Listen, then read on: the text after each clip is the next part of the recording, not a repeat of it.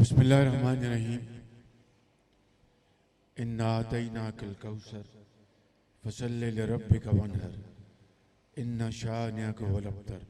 सदक़ल्लाहु मौलाना अज़ीम। मोहतरम गवर्नर सिंध कामरान खान टसोरी, मोहतरम वज़ीर आला सिंध जनाब सैयद मुराद अली शाह साहब, जनाब मंजूर वसान साहब, मोहतरमा नफीसा शाह साहिबा, काबिल एहतराम वफाकी वज़रा, चेयरमैन NDMA लेफ्टिनेंट जनरल इनाम हैदर, सिंध के चीफ सेक्रेटरी IG और दीगर सरकारी अफसरान, मेरे इंतहाई काबिल एहतराम खैरपुर के बुजुर्गों, भाइयों और बहनों, अस्सलाम वालेकुम। आज मैं एक मरतबा फिर इस सूफियों की वादी में हाजिर हुआ हूं। पिछले चंद माह में जो सैलाब ने तबाही मचाई थी इस मैरान की वादियों में, वो नाकाबिले बयान थी और उसके नताइज अभी भी यहाँ के बुजुर्ग भाई और बहनें और बच्चे भुगत रहे हैं। एक खौफनाक मंजर था, हर तरफ पानी पानी था। ऐसा लगता था कि दरियाए सिंध पूरे सूबे में फैल चुका है, चाहे वो सजावल था, शिकारपुर था, दादू था, सक्कर था। यानी किस किस मैं जगह का जिक्र करूं। और मैंने इस तरह की सैलाबी तबाही शायद अपनी जिंदगी में पहले कभी नहीं देखी थी। और शायद मैं यहाँ पर खैरपुर में फजाई दौरा तो किया एक से ज्यादा मरतबा, लेकिन यहाँ पर नहीं आया। लेकिन आप यकीन करें कि नाकाबिले बयान थी वो सूरत हाल। शहरों के शहर और कस्बों के कस्बे डूब चुके थे और बास जगहों पर तो पानी ऊपर था और पूरा शहर नीचे था। लाखों घर तबाह हो गए। यहाँ पे लाखों एकड़ जमीन ज़ेरे आब आई, फसलें तबाह हो गई। और फिर मैं आपको दाद देता हूँ, पाकिस्तान के अवाम को दाद देता हूँ, सूबाई हुकूमत सिंध को, वज़ीर आला को, उनकी काबीना और उनकी इंतज़ामिया को दाद देता हूँ। बलूचिस्तान की हुकूमत, उनके वज़ीर आला, उनके इंतज़ामिया को दाद देता हूँ। और दर्जा बदर्जा KP और पंजाब, उन सबको कि आपने जिस तरीके से वफाकी हुकूमत के साथ मिलकर, वफाकी इदारों और सूबाई इदारों के साथ मिलकर उस इंतहाई कठिन मुश्किल वक्त में आपने जिस तरह अल्लाह का नाम लेकर आपने इस मुसीबत के वक्त को काटा, आपको मैं सलाम पेश करता हूँ। बावजूद इसके कि वफाकी हुकूमत ने अपने तमाम वसाइल आपके कदमों में निछावर किए, सूबाई हुकूमत ने तमाम वसाइल आपके कदमों में निछावर किए, बैरूनी इमदाद आई दोस्त ममालिक से, तुर्की से, यूएई से, कतर से, सऊदी अरेबिया से, यूरोप से, अमेरिका से, चीन से, जापान से। लेकिन इस कदर ये बड़ा एक सैलाब था जिसके लिए जितने भी वसाइल मुहैया किए जाते वो कम थे। अल्हम्दुलिल्लाह, अल्लाह ताला का शुक्र अदा करना चाहिए कि वफाकी हुकूमत ने 25,000 रुपया फी मुतासरा खानदान को बेनजीर इनकम सपोर्ट प्रोग्राम के जरिए 70 अरब रुपए वफाक ने मुहैया किए। इसके अलावा 18 अरब रुपए जो एनडीएमए के हवाले किए गए, जो लोग अल्लाह को प्यारे हो गए, कंबल, खैमे और पानी और खुराक, मॉस्किटो नेट, ये सब चीज़ें। और इसी तरह सूबों ने, सूबा सिंध ने अपने जो सूबाई जो उनके इदारे उनके ज़रिए अरबों रुपए खर्च किए। मैं उसका गवाह हूँ, मैं हर जगह आता जाता रहा हूँ।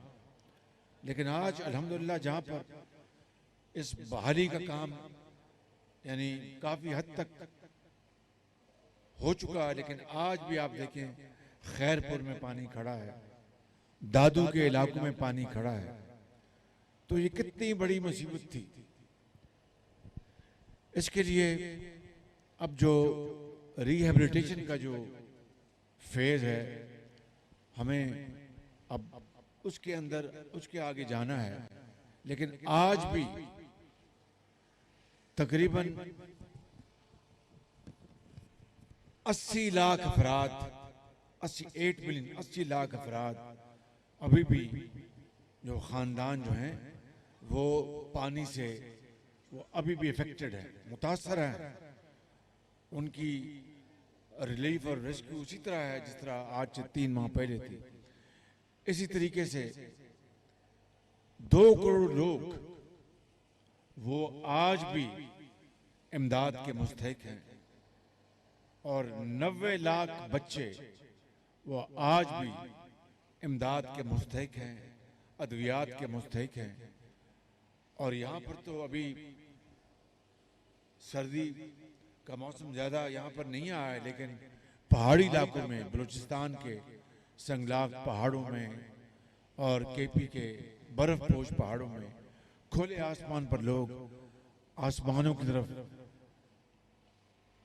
नजरों से देख रहे हैं कि कब यहाँ पर खैमे आएंगे, कंबल आएगी और यहाँ पर उनके घर के अंदर उनको यानी गरमाइश महसूस होगी। तो इसके लिए अरबों खरबों रुपए चाहिए।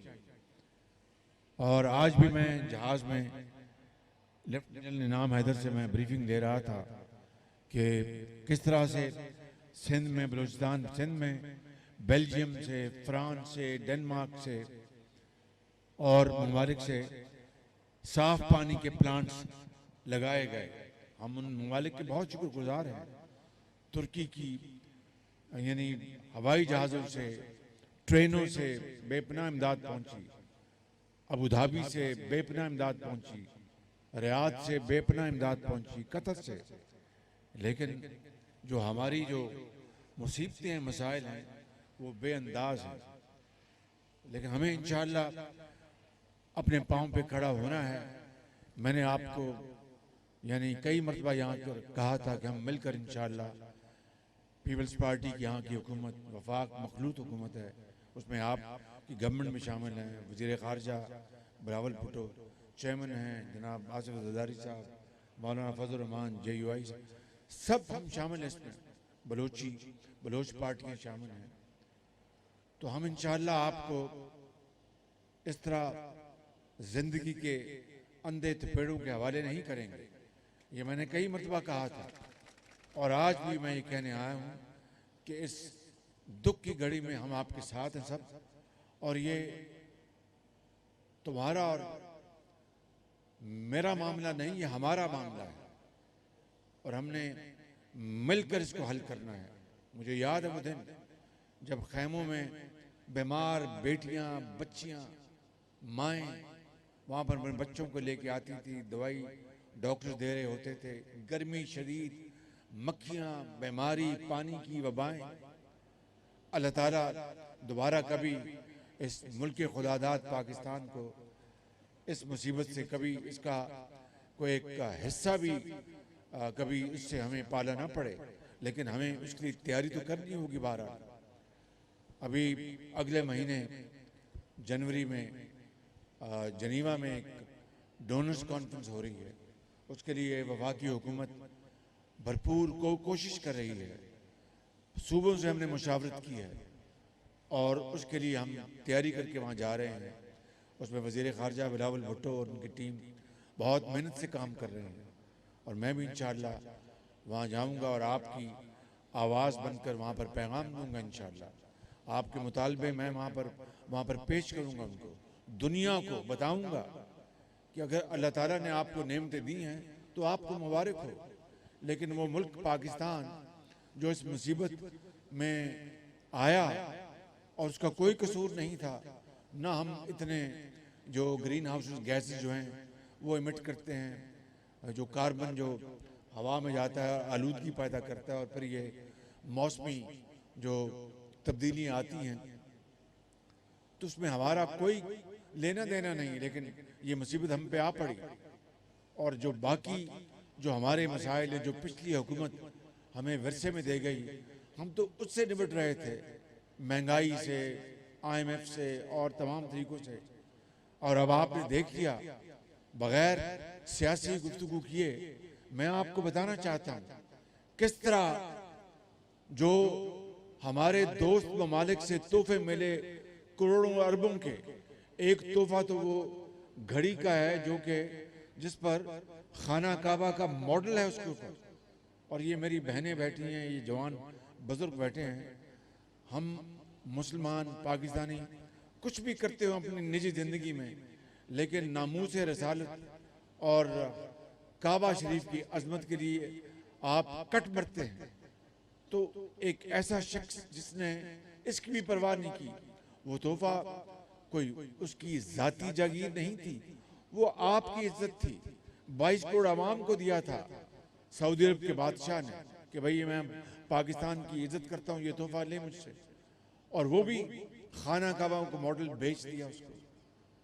और अब उनकी खातून अव्वल ने पता नहीं कितने अरबों रुपए के तोहफे जो तोशा खाना में आए नहीं वो बेच दिए।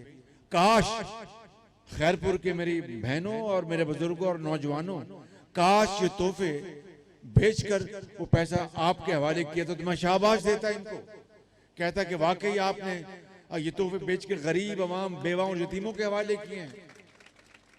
पैसे जेब में डाल लिए, पता नहीं दुनिया में कहाँ जमा करा दिए और इस गरीब कौम को जिंदगी के अंधे थपेड़ों के हवाले कर दिया। लेकिन मैं आपको आज ये सियासी जो गुफ्तगू किए बगैर ये कहना चाहता हूँ कि इंशाअल्लाह हमारा खून का आखिरी कतरा और पसीना आपकी खुशहाली और तरक्की के लिए गिरेगा इंशाअल्लाह। और अब घर बनाने की बात है, मेरे अपने अकाउंट में कोई तकरीबन 4 अरब 80 करोड़ रुपए आया है और इंशाअल्लाह जल्दी और बढ़ेगा। इसमें जो तारिकीन वतन है पाकिस्तान से बाहर, उन्होंने कोई 2.5-3 अरब रुपया उन्होंने भेजा है और बाकी तकरीबन 1.5-2 अरब यहाँ से पाकिस्तान से लोगों ने जमा कराया है। मैं चेयरमैन NDM से बात कर रहा था कि इनके क्या सूबा सिंध में एक अस्पताल यहाँ बनाएं, एक KP अपना वहाँ पर बलूचिस्तान में बनाएं, एक KP में बनाएं, एक गिलगित बल्तिस्तान में बनाएं या घर बनाएं। तमाम अपना क्या कहते हैं सिंधी में, शादी से तो सुठो गाल करो, सुठो गाल, क्या घर बनाएं या अस्पताल बनाएं? घर बनाएं, सुठो गाल आ ठीक।